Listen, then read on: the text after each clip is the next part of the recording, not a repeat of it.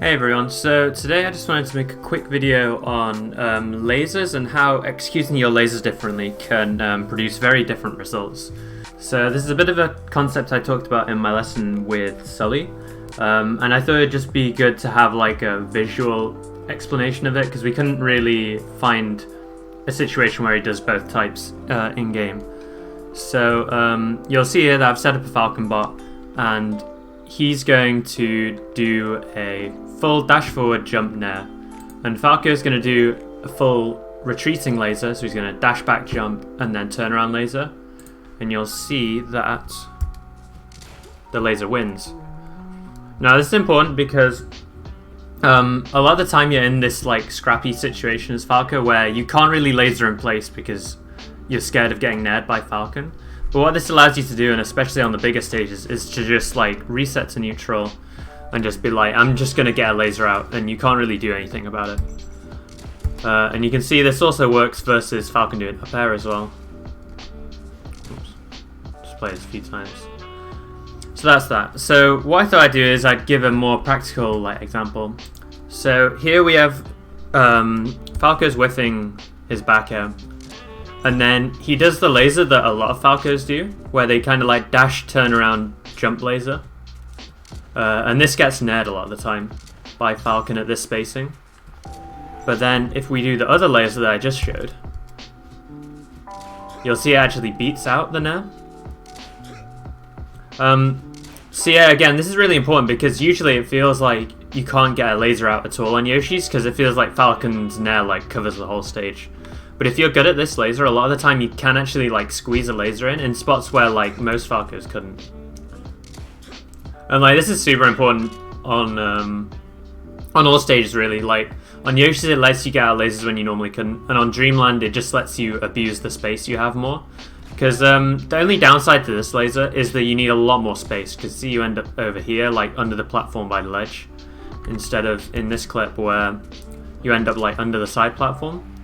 But sometimes you need that extra space to avoid the nair like here.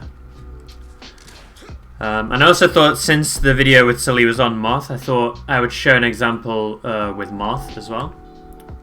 So here we have is basically the same spacing as the Falcon clip. And one thing to note is that the spacing you need to stand at for this laser to be effective is different for each character matchup. So Moth has a bigger threat range in the same amount of time than Falcon does.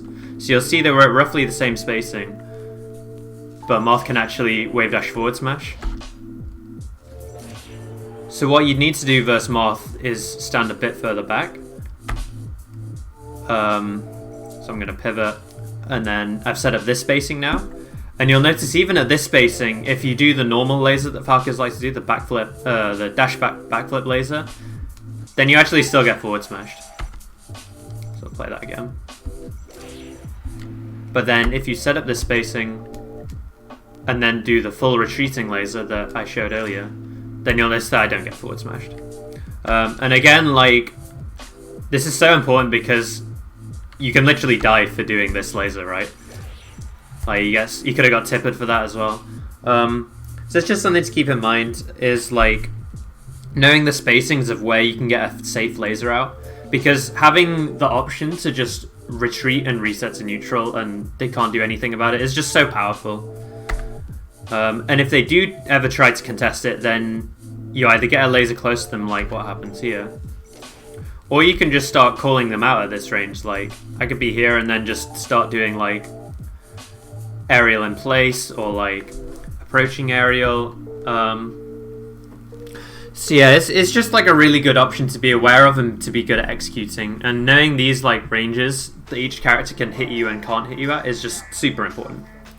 So I hope this helps. And like I said in the lesson with Sully, I go over this a bit, and there's some other examples as well, where I kind of showcase where one of his lasers that he did was one of these like half dashback lasers. So one of these ones. And he should have replaced it with one of these full retreating lasers. And this is a concept I'll probably go over about in a lot of the other lessons. So it's just something to keep in mind. So I hope this helps, and I hope you enjoy the video.